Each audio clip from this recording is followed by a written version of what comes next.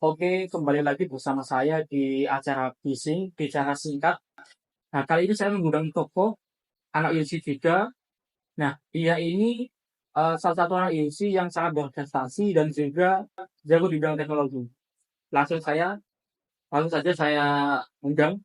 Perkenalkan diri Anda ya. Oke, aku rekam di sini aja ya. Iya, Oke, halo semuanya, perkenalkan nama aku Waylendrinia dari jurusan IMT angkatan 2021. Oke. Jadi Ellen ini adalah IMT jurusan informatika kan udah satu. Nah, alasan aku mengundang Ellen sebagai narsum adalah karena dia itu memiliki sebuah passion di bidang teknologi dan artificial intelligence. Benar, Oke, jadi langsung saja ke pertanyaan yang pertama. boleh. Nah, kan Kak Ellen dari jurusan informatika nih. Hmm. Apa yang buat Kak Ellen lebih apa ya, menyukai atau passion di bidang teknologi ini? Yang pertama, pasti ngeliat dari demand ya. Demand dari dunia itu kayak futuristiknya itu ada di teknologi. Apalagi lagi high-high-nya karya Iya. teknologi. Terus aku ngeliat bahwa prospek kerjanya juga lumayan gede. Karena AI akan jauh lebih merajalela dan lain sebagainya. That's why kayak aku milih teknologi gitu. Oke, berarti lebih melihat peluang di masa depannya, Kak. Bener. Nah, kalau dari Kak Ellen sendiri, Hmm. selama masuk jurusan informatika nih, eee, pernah nggak menggunakan artificial intelligence, mungkin machine learning mungkin? Oh, pernah banget. Bahkan kayak simple aku codinganku error, aku biasanya nanya ke GPT kok. Tenang aja, Oh. pernah kok. Berarti sebagai itu ya, kayak detektif bagian mana yang error gitu ya. Soalnya waktu Boleh. saya kemarin ikut acara Apple Developer Academy, itu kan sebagai sosialisasi. Nah, itu dijelasin sih, kayak kalau coding itu kesulitannya itu ya itu, kalau ada yang error, ngedeteknya itu susah. Ya, Karena kayak kita nulis dari halaman yang baris pertama sampai baris terakhir. Kalau salah, nggak ada yang ngasih tahu bagian mananya, jadi iya bisa benar, hapus gitu. benar. Oke, jadi kalau Kak Ellen sendiri pernah nggak menggunakan machine learning sebagai kayak coding gitu sih? Pernah, terkadang kalau misalkan, karena aku kan backgroundnya emang berkecimpung di dunia machine Iya. learning, yang mana kalau misalkan aku ke daerah full stack atau kayak mulai dari UI UX atau desain-desain aplikasi, desain-desain website, itu aku memang agak kurang. Jadi aku kadang minta tolong AI, tolong buatin aku yang desain cantik gini gini gini, dia generatein. Jadi kayak ya menutupi kekuranganku lah AI itu. Oh, berarti itu AI Midjourney atau apa ya? Iya, heeh.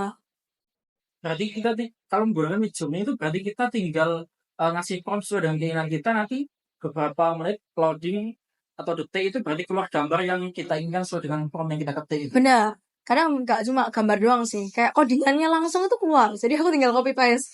Tapi kayak kalau misalkan copy paste pun harus tetap dicek lagi karena ya namanya AI kita nggak mungkin pakai fully dari AI dong Iya. gitu. Nah, kan terkadang itu ketika ada sebuah teknologi, Hmm. orang awam itu cenderung kayak skeptis nih tentang AI. Nah, Nah, gimana sih menurut Kak Elin bagaimana AI berjasa untuk orang awam? uh, biasanya orang awam tuh modelannya kalau misalnya nggak pernah nyentuh AI sama sekali Ya, ya, malah ngira AI itu menjadi salah satu yang akan membantu mereka untuk berbuat curang. I mean kayak nyontek, terus habis itu kerjain tugasku, bikinkan esaiku, bikinkan skripku, dan lain sebagainya gitu. Paling orang awam itu model-modelnya kayak gitu. Lebih kayak karena orang kita tinggal di Indonesia ya, kita tidak menutup kemungkinan bahwa fakta bahwa orang-orang Indonesia itu banyak yang malas, banyak yang gak bisa memiliki kayak mindset, oh aku harus bisa menyeimbangi AI ini tadi. Itu sih kalau dari aku, kalau orang awam. berarti cenderung bagaimana mereka menggunakan AI dan pengetahuan mereka lebih tentang AI gitu ya. Iya, heeh, pengetahuannya masih minim, terus kayak malah AI disalahgunain gitu. Em, kalau ngomongin AI disalahgunain, berarti artinya penting dong kalau dari pihak apa ya, semacam eh, pembuat kebijakan mungkin di pemerintahan ya. Berarti penting banget dong membuat regulasi tentang AI ini untuk ke depan. Kalau misalkan kebijakan ini tergantung bidangnya ya. Kalau misalkan tentang AI doang, I think kayaknya nggak perlu yang gimana-gimana, karena kalau misal AI-nya nggak dibuat apa-apa dan cuma dibuat bantuan belajar, bantuan sarana pembelajaran, itu nggak masalah. Tapi kalau udah AI yang ngarah ke penyalahgunaan informasi, kayak deepfake dan lain sebagainya, itu baru kayak muncullah regulasi. Dan setauku kayak UU ITE pun ada yang ngomong tentang penyalahgunaan identitas juga kan. Tapi kalau misalkan deepfake, I think Indonesia juga belum semaju itu dan belum masuk. Makanya kayak regulasinya belum kelihatan gitu sih.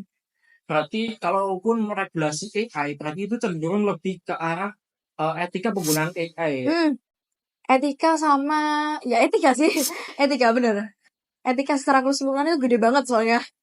Itu sih bener. Hmm, Kemudian ini sih, eh kan orang itu ada yang itu sih, ada yang skeptis kalau ada suatu teknologi baru, ada yang optimis dengan teknologi baru. Nah Hmm, itu kan bisa diartikan sebagai teknologi itu bisa bermata dua. hmm, Nah kemudian menurut Kak Elin, bagaimana AI telah mengubah sebuah industri mungkin seperti sektor bisnis? hmm. Bagus. Justru menurutku anak-anak di sini juga udah modern banget nih. Karena kayak anak-anak IBM itu mulai-mulai sering-sering tanya ke aku atau teman-temanku kayak aku mau ekspansi bisnis tapi lewat marketinginnya lewat website gimana nih atau marketinginnya lewat aplikasi gimana. Dan itu kayak kesadaran mereka terhadap AI, terhadap kayak teknologi itu juga udah lumayan maju. Bahkan mereka tuh mikirnya aku bisa narik kesimpulan bahwa mereka tuh mikirnya bukan oh AI ini dijadiin membantuku untuk bisnis dan lain sebagainya, itu bukan. Tapi lebih ke arah mereka yang ngebantu untuk nge-boost bisnisnya lebih maju.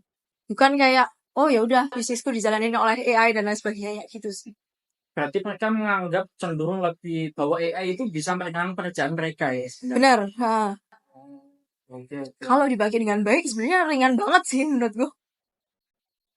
Kan ya bisa dikatakan sih tahun 2022 Hmm. akhir dan tahun 2023 awal itu sebenarnya masa di mana orang Indonesia mengenal tentang ChatGPT. Iya, benar. Nah, kalau dari Kailan sendiri, ketika beradaptasi dengan ChatGPT, apa kesulitan yang dihadapi Kailan selama adaptasi? Pertanyaan menarik. Aku dulu pertama kali pakai GPT itu kayaknya 2023 awal. 2022 akhir itu malah aku belum pernah nyentuh sama sekali. Memang rame di jurusanku. Terus kayak aku kayak apa sih tak pikir gitu kan. Terus lama-lama kayak menarik. Terus aku, jujur-jujuran itu pertama kali aku minta GPT untuk ngegeneratein esaiku. Esaiku di-generate kok ternyata bagus. Tapi kayak satu sisi takut dong ya kalau misalkan saya kena plagiarism, terus ada yang namanya zero GPT juga Iya. kan, harus aku revisi lagi. Terus kayak dari situ aku adaptasi bahwa oh ya udah AI ini malah tak jadiin acuanku untuk cari keywordnya apa. Udah tuh keywordnya nemu ABC, aku yang develop sendiri pada akhirnya, nggak melulu AI yang aku suruh develop sendiri gitu. Berarti lebih ke arah ini ya, meskipun kita udah menggunakan AI, tapi kita sudah tetap waspada. Benar. Karena kita sedang memerintah mesin, bisa Hmm, ada kesalahan-kesalahan dalam mesin ketika menerjemahkan perintah dari kita. iya Oke. gitu. Kemudian bagaimana sih eh, Kak Elin melihat perkembangan AI dalam 5 hingga 10 tahun ke depan? Yang pasti kalau misalkan aku ngomong makin maju, jelas makin maju. Tapi kalau misalkan apakah makin maju ke arah yang buruk atau yang baik, karena beberapa CEO dari AI company juga mengundurkan diri karena takut AI-nya kenapa-napa. Itu I think benar juga. Karena AI itu balik lagi mereka bisa belajar sendiri. Tanpa kita yang suruh nge-prompt atau tanpa kita yang suruh ketik dan lain sebagainya. Jadi kalau misalkan udah membuat AI, mereka udah bisa belajar sendiri. Jadi kayak perlu dilimitasi lagi dan perlu dibatasi. Maju boleh, tapi kayak jangan sampai mereka yang menggeser kehidupan manusia, sosial manusia dan lain sebagainya. Oke. Nah, kalau ngomong-ngomong soal perkembangan AI dalam Hmm. beberapa tahun ke depan, kan AI ini perkembangan utama atau induk perkembangannya terutama di Amerika nih. Hmm. Nah, kalau melihat antara Amerika dan Indonesia, ketika katakanlah mungkin 10 tahun ke depan, Hmm. apakah akan terjadi gap yang sangat jauh antara perkembangan AI di Amerika dengan perkembangan AI di Indonesia? Hmm. Ini kalau misalkan aku jawab ya atau tidak sekarang agak take it for granted ya. Pertimbangannya gini. Aku mikirnya gini pertimbangannya. Kalau misalkan Indonesia memang SDM-nya ditekan mulai sejak saat ini, oh mainlah di teknologi dan lain sebagainya, terus sampai ke depan mereka itu memang di-push di teknologi, I think nggak akan terjadi gap sebesar itu. Dengan catatan bahwa AI itu bisa dijadikan, AI yang sekarang udah ada itu bisa dijadikan sebagai bahan mereka untuk belajar untuk ngedevelop di other AI yang lain gitu. Beda cerita kalau misalkan wah 10 tahun ke depan AS makin maju nih, US makin maju, tapi Indonesia kayak nggak mau maju karena orang-orangnya pakai AI itu untuk nyontek, untuk kerja, untuk membantu kerja dan lain sebagainya. Nah, makin mundur lah. Jadi kayak karena aku bukan paranormal yang bisa memprediksi masa depan juga, menurutku bisa keduanya. Possibility-nya bisa gap-nya semakin besar, bisa makin kecil gitu. Berarti tentang kalau kita menyikapi tentang gap itu berarti tentang adaptasi ya. Adaptasi juga. Dan juga tentunya edukasi mendukung. Kemudian setelah ChatGPT, Gemini dan versi terbaru rilis ini, gimana sih pengalaman kalian tentang menggunakan machine learning artificial intelligence tersebut? Apakah ada perbedaan dan seperti apa pengalaman ketika menggunakannya? Perbedaan antar AI. Iya. Perbedaan antar AI menurutku lebih ke data engine-nya karena database-nya kan beda. Terus kayak mereka nge-generate jawabannya juga beda. Itu tergantung keperluan. Biasanya aku pakai GPT buat nge-generate esai. Terus aku pakai Gemini buat nge-generate kayak data-data dan lain sebagainya. Itu sih yang membuat beda. Oh, jadi lebih ke arah itu ya, pembaruan dalam sistem mereka ya. Tergantung kebutuhanmu juga sih. Gitu. Nah, mungkin nih ada sedikit pesan-pesan dari Kak Elin tentang orang yang cenderung mungkin skeptis dalam menyikapi artificial intelligence dan mungkin cenderung apa ya, atau orang yang menyalahgunakan artificial intelligence. Nah, mungkin bisa disampaikan pesan-pesannya sih, Kak. Simple, menurutku jangan gunakan AI sebagai contekanmu atau sebagai kayak hitangan keduamu terus kamu malas-malasan enggak. Tapi jadikan AI itu sebagai bahan belajarmu dan jadikan itu sebagai acuanmu untuk berkembang. Itu sih. Oke, jadi kita juga harus apa ya, berarti mengaktifkan semacam kesadaran kita dalam menggunakan awareness-nya penting sih. Ya. Nah, mungkin ada nggak sih kayak harapan Kak Elin terhadap generasi pemuda dalam memanfaatkan teknologi yang ada nih? Harapannya jadilah developer AI selanjutnya. Karena mungkin itu bisa menyaingi AI yang ada supaya kalian juga ngerti dan tetap belajar karena menurutku jadi developer AI nggak mungkin minta AI untuk nge-generatein AI juga kan. Jadi nggak mau tetap harus belajar sih gitu. Nah, kalau ngomong tentang jadi developer menjadi developer AI, nah itu ada kursusnya. Kursusnya di mana sih, Kak? Kursus gimana nih? Kursusnya. Oh, kursus. Kursus tuh sebenarnya banyak bootcamp sekarang ini. Apalagi kalau misalkan di dunia kampus kan sekarang ada MSIB. Kayak ini aku sebenarnya nggak apa-apa kan ya. Aku kayak semester ini ikut MSIB studi dan juga di salah satu bootcamp, ya kita sebut aja Bangkit Academy, itu yang di-provide sama Google, Foto sama Traveloka, which is memang perusahaan teknologi terbesar di Indonesia yang kita tahu ya kan. Dan dari situ memang aku belajar AI banyak banget gitu. Jadi kalau misalkan anak-anak yang non IT pun, kalau misalkan mau belajar ke arah IT itu tetap bisa gitu sih. Oke, jadi Bangkit Academy ini secara tidak langsung itu membuka atau memfasilitasi setiap generasi muda Indonesia untuk belajar tentang teknologi ya. Benar. Oke. Kemarin aku juga sempat ikut acaranya yang sosialisasi Bangkit Academy. Itu sebenarnya kalau aku nangkapnya sih, kita itu sedang disosialisasikan tentang teknologi, AI dan coding dan semacam sebagainya. Sehingga kita itu tidak ketinggalan dan tidak terjadi gap antara negara maju dan negara berkembang. Benar. Oke. Terus ada lagi nggak?